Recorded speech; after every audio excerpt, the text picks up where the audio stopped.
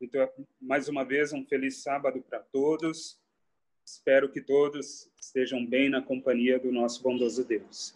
Convido você para fechar os seus olhos e juntos elevarmos uma prece ao nosso bondoso Deus. Querido e bondoso Deus, nesse momento iremos abrir a Tua palavra. Senhor, que o mesmo Espírito que iluminou e inspirou os profetas para escrevê-la, seja o mesmo que venha preparar o nosso coração para recebê-la e também para praticá-la. Nos abençoe nessa manhã, que possamos enxergar as Tuas preciosas verdades e incorporá-las em nossa mente e em nosso coração. É o que eu te peço, te agradeço em nome de Jesus. Amém. Abra sua Bíblia no livro de Marcos, capítulo 10. Iremos meditar ali nos versos 46 a 52. Marcos, capítulo 10, versos 46 a 52. Esta é uma conhecida história, né, que é narrada nos 3 evangelhos, né, Mateus, Marcos e Lucas, e ele traz a história de uma cura especial. No livro de Mateus, ele diz que eram 2 cegos. Aqui no livro de Marcos, ele ressalta apenas um dos 2.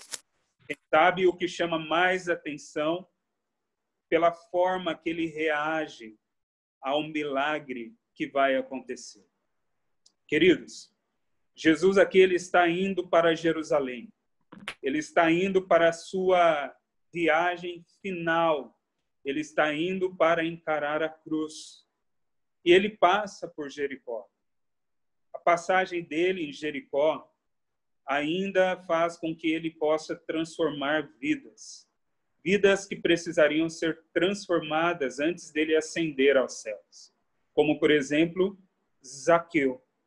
É exatamente aqui em Jericó que ele se encontra com Zaqueu, que ele transforma a vida de Zaqueu como a vida de muitos outros, e também ele se encontra com este cego. E a história diz o seguinte: e foram para Jericó. Quando ele saía de Jericó, juntamente com os discípulos e numerosa multidão, Bartimeu, cego, mendigo, filho de Timeu, estava sentado à beira do caminho. E ouvindo que era Jesus, o Nazareno, pôs-se a clamar: Jesus, filho de Davi, tem compaixão de mim. E muitos o repreendiam para que se calasse, mas ele cada vez mais gritava: Filho de Davi, tem misericórdia de mim. Parou Jesus e disse: chamai-o. Chamaram então o cego, dizendo-lhe: tem bom ânimo, levanta-te, ele te chama. Lançando de si a capa, levantou-se de um salto e foi ter com Jesus. Perguntou-lhe Jesus: que queres que eu te faça? Respondeu o cego: mestre, que eu torne a ver.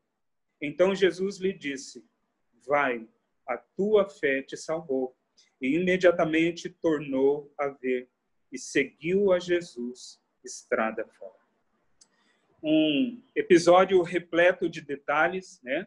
Diferente dos outros evangelhos, aqui nós conhecemos o nome do cego, chamado Bartimeu. Nós vemos alguns detalhes a mais desse cego, na forma que ele responde, na descrição de quem ele é. Queridos, eu creio que todos nós, em algum momento da nossa vida, nós brincamos de ser cegos. Você lembra daquela brincadeira famosa, né, da cabra cega, onde a gente colocava um pano nos olhos e por alguns minutos a gente ficava tentando encontrar as pessoas, ou até mesmo na escola, quando tapávamos os nossos olhos e nós tínhamos que colocar ali, encontrar no desenho a posição de um desenho na lousa, enfim. Eu creio que nós já nos perguntamos o que é estar em cegueira em alguma vez da nossa vida. Mas toda brincadeira não chega nem por perto daqueles que realmente vivem na cegueira da escuridão. Como Fanny Crosby, nós vimos aqui, e Bartimeu, pessoas que viveram a vida toda em uma cegueira e tiveram um encontro com Jesus. Eu quero extrair algumas lições deste relato tão conhecido. Este é o último milagre que Jesus ele faz antes da cruz, pelo menos que está relatado no livro de Marcos. Daqui ele vai para a cruz. Parece que esse milagre, se a gente lê apenas correndo assim, são poucos os versos, e depois desse milagre a gente não encontra mais Bartimeu em lugar nenhum na Bíblia. Por isso a gente pode se perguntar o que é que esse milagre está fazendo aqui nessa descrição.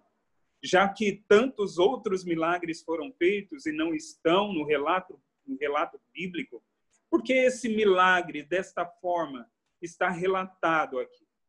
Nós encontramos nesse milagre algumas situações. A primeira das situações que eu gostaria de destacar aqui é a reação da multidão diante da fé deste cego. Você percebe que a multidão, ela sempre está causando embaraço para aqueles que estão tentando se aproximar de Jesus. Isso aconteceu lá com Zaqueu, na mesma cidade. A multidão que apertava Jesus, comprimia Jesus e impedia que aquele baixinho enxergasse a Jesus. E ele teve que subir numa árvore para poder, de alguma forma, ver a Jesus. A gente encontra a multidão também naquele milagre daquele coxo que teve que receber a ajuda dos amigos e tiveram que entrar por cima, porque pelos lados a multidão impedia que tais pessoas se aproximassem de Jesus. Queridos, a multidão, de uma forma geral, ela nunca está com a razão. É por isso que Jesus ele não foi unanimidade na multidão. Jesus ele não fez tão somente sucesso aos olhos humanos, sucesso com a massa, com a multidão, porque nós vemos que a multidão tem uma tendência não de estar certo. A multidão realmente não é a voz de Deus. A multidão, geralmente, ela vai no curso contrário aos princípios, aos valores espirituais. A multidão, ela não se agrada com a vitória de pessoas. Você percebe que hoje muita coisa faz sucesso na multidão que são contrárias à palavra de Deus? Dê uma olhada nos noticiários. Para agradar a multidão. Os noticiários hoje, na verdade, eles se tornaram apenas noticiários de coisas ruins. Porque são as coisas ruins que são consumidas pela massa. Queridos, a multidão nunca está com a razão. É por isso que você e eu, como Cristo Jesus, nós nunca iremos agradar a maioria. Nós nunca iremos agradar a multidão. Nós como que seremos sempre um pingo fora da curva. Nós seremos sempre a minoria. Estaremos sempre como que combatendo nas coisas mais óbvias, nas coisas mais claras do Evangelho. Estaremos lutando contra a multidão. A multidão, ela nunca vai entender. A multidão, ela não entende quando nós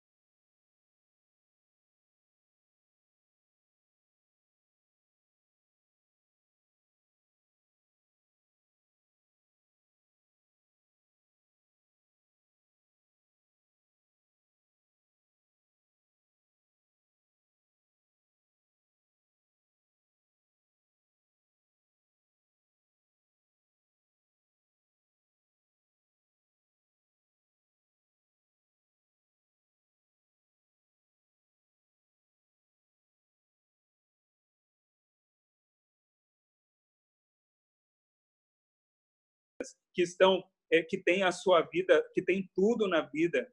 Queridos, quem tem tudo, mas não tem Deus, não tem nada. É por isso que a multidão que é apresentada nas telas, a multidão que é apresentada nas fotos com filtro, não condiz com a realidade das coisas. Você percebe isso? Por isso, a primeira lição desta manhã é: não se preocupe com as multidões. Se preocupe em fazer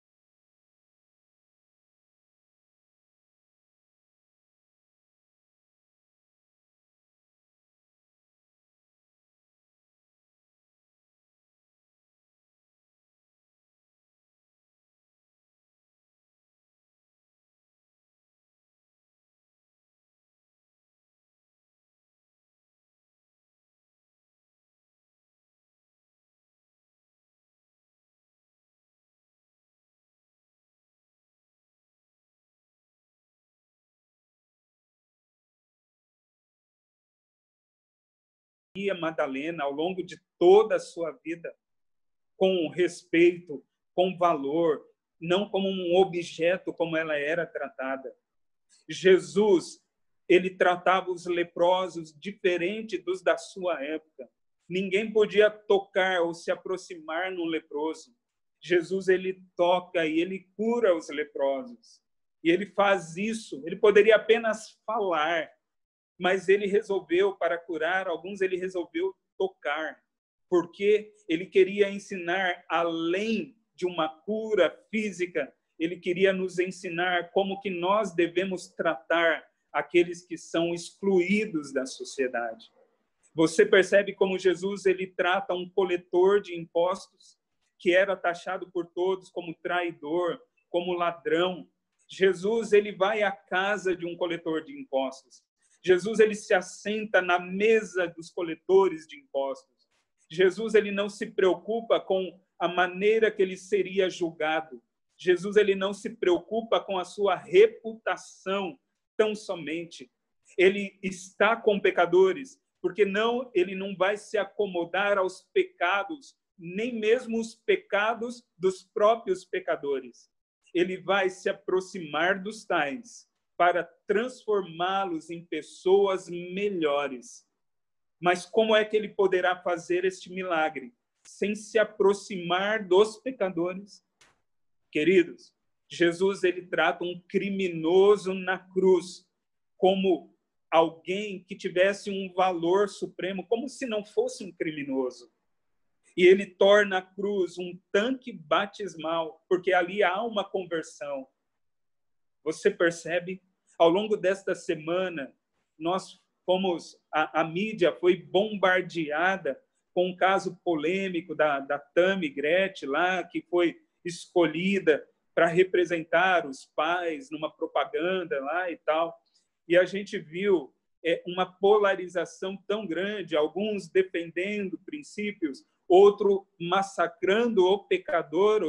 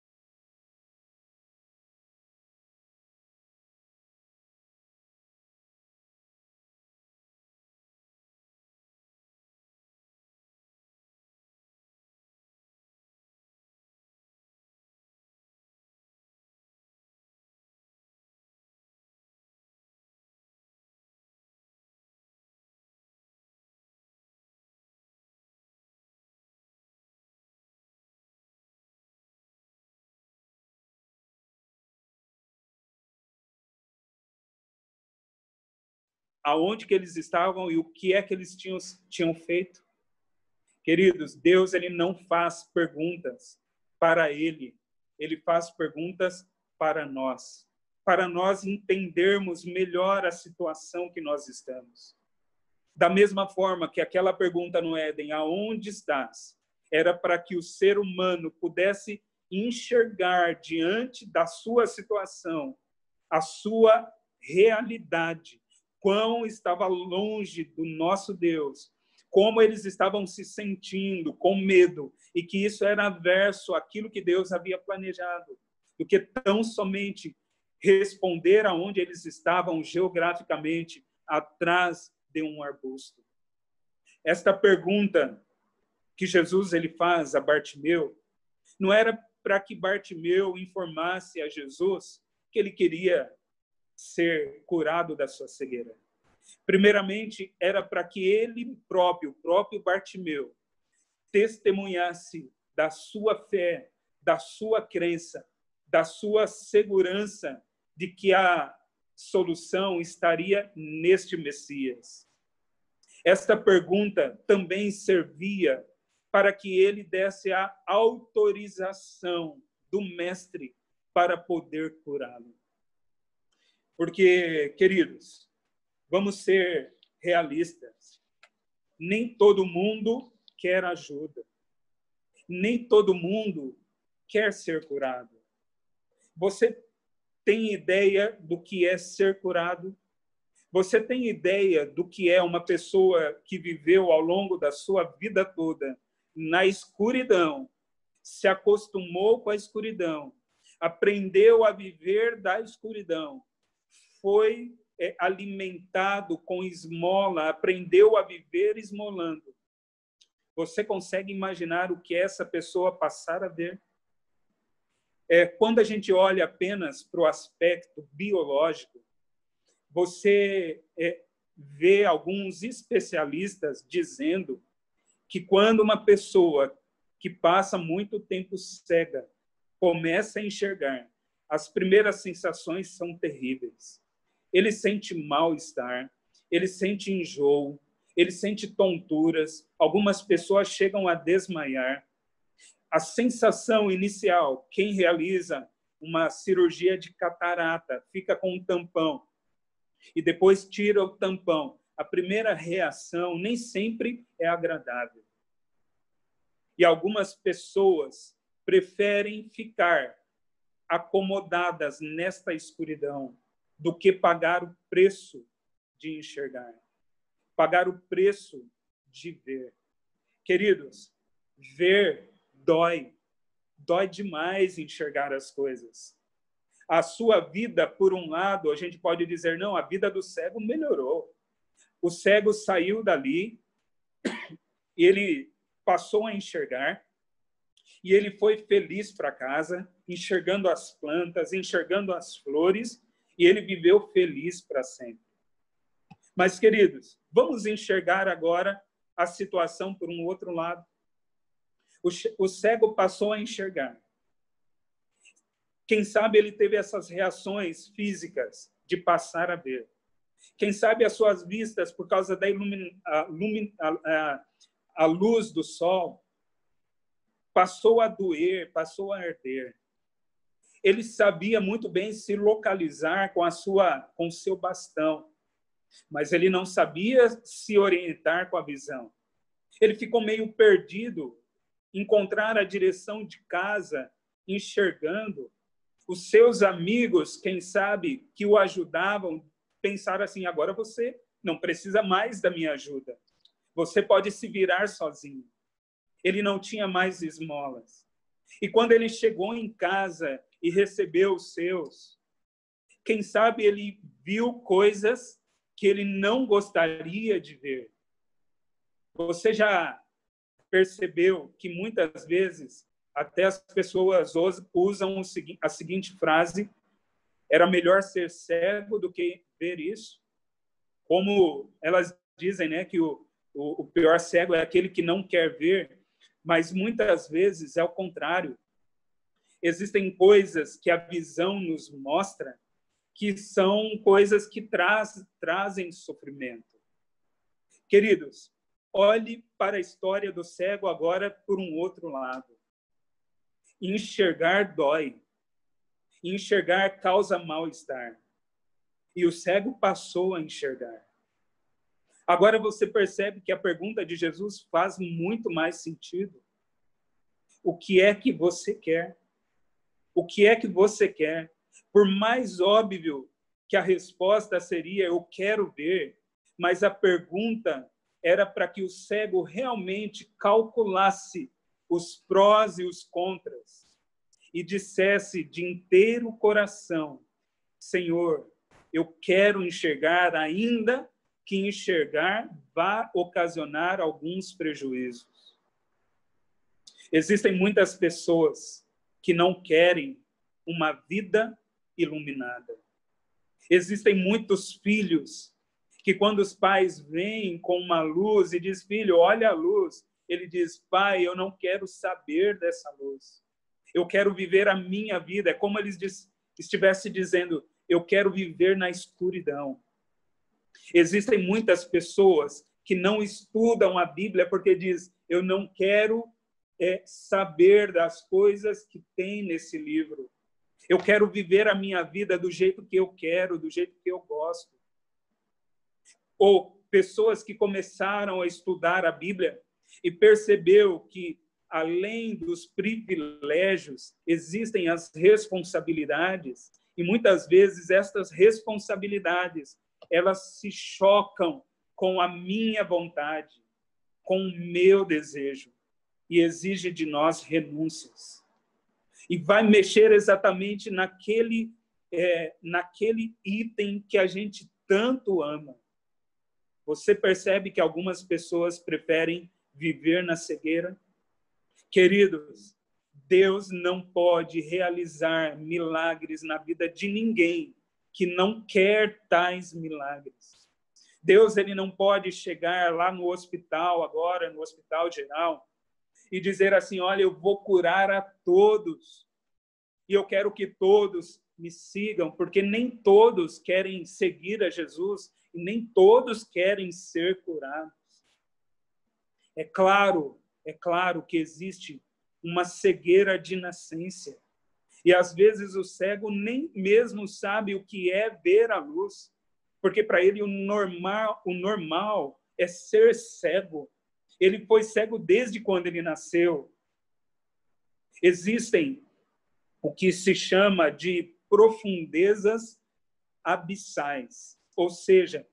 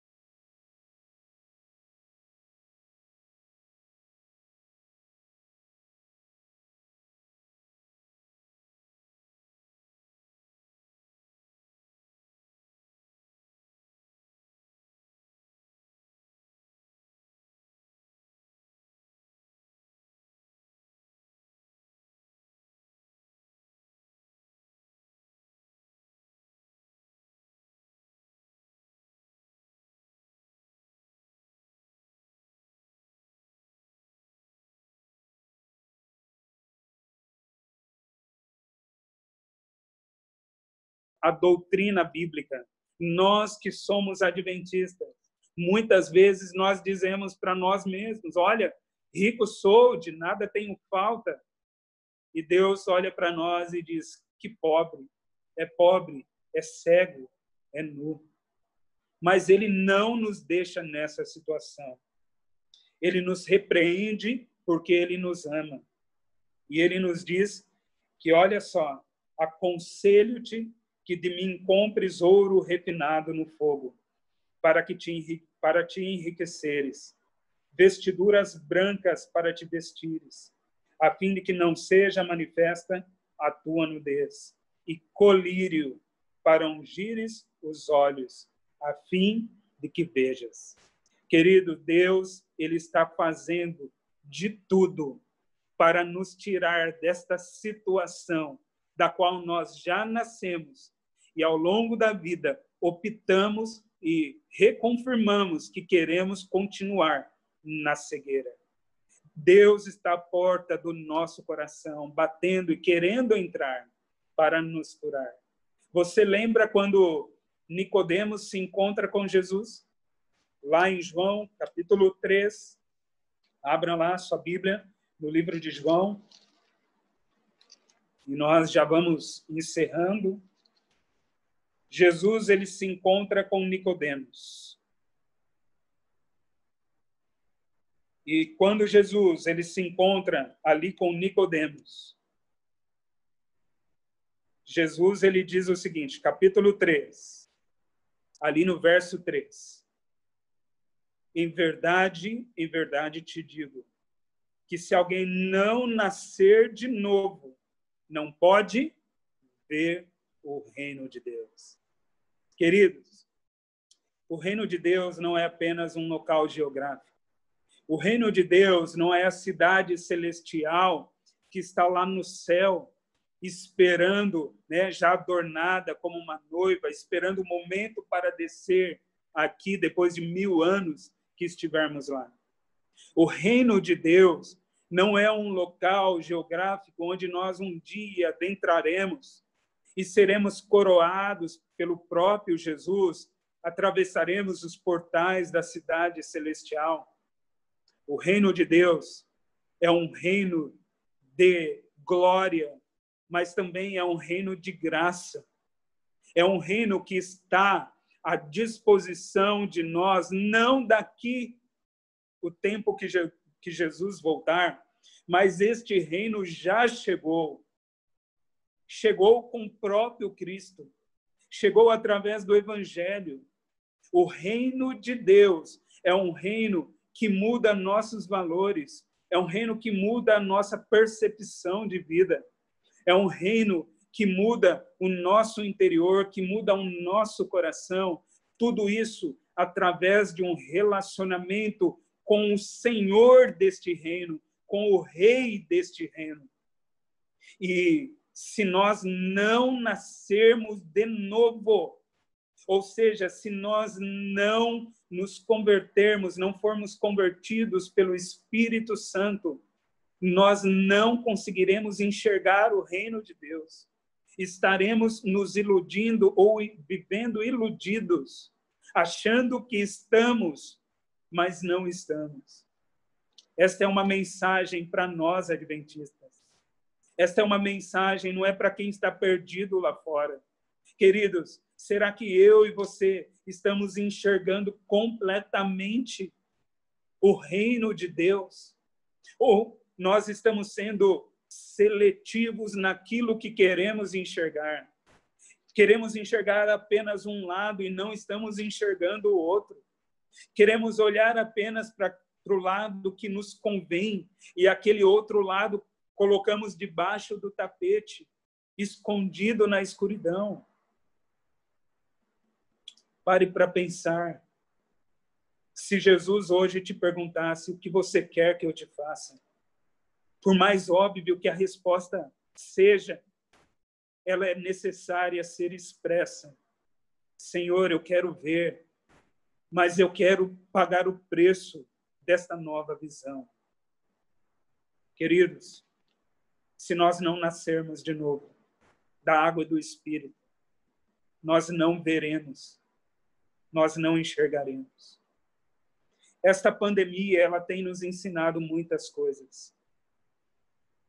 Eu creio que uma das coisas que esta pandemia, pelo menos a mim, me ensinou, é enxergar a Deus no seu devido lugar.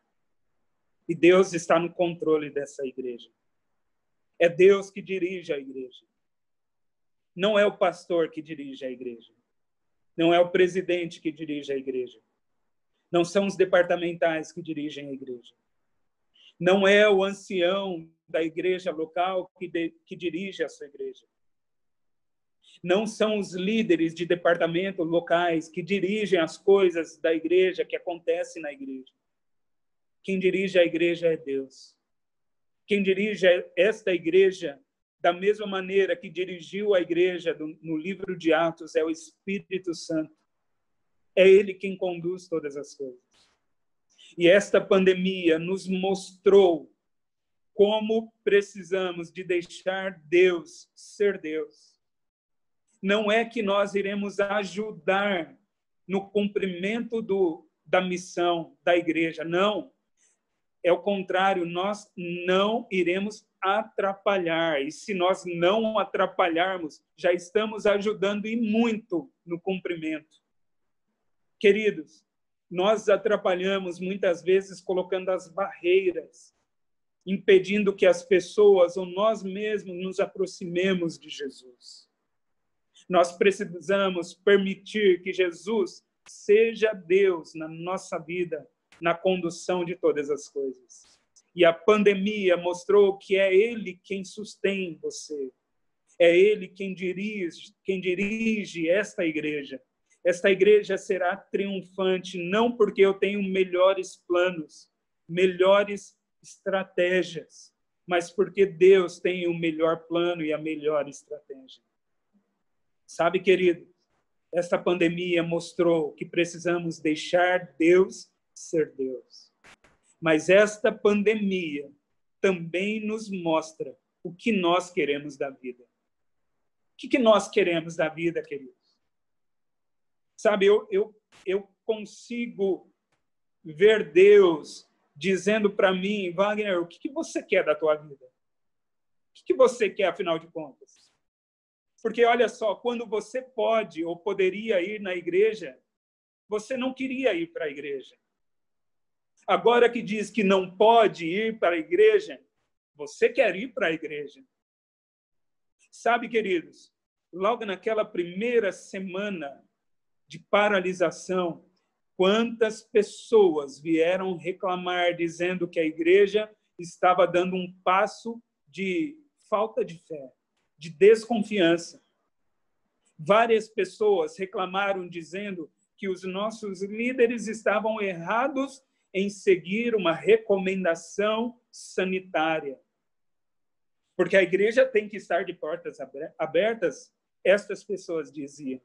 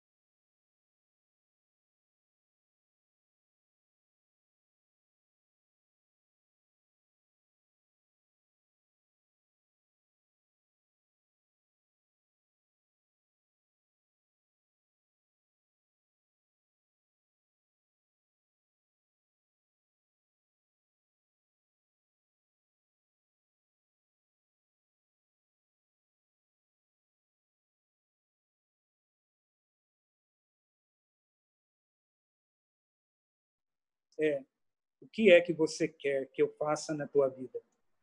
E a nossa resposta é: Senhor, eu quero ver.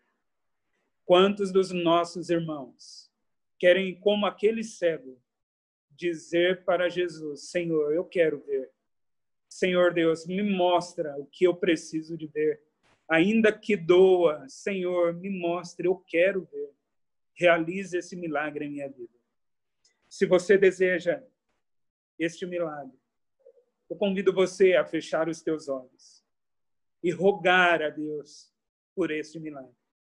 E esteja preparado para enxergar tudo que for necessário, não aquilo que apenas queremos ver.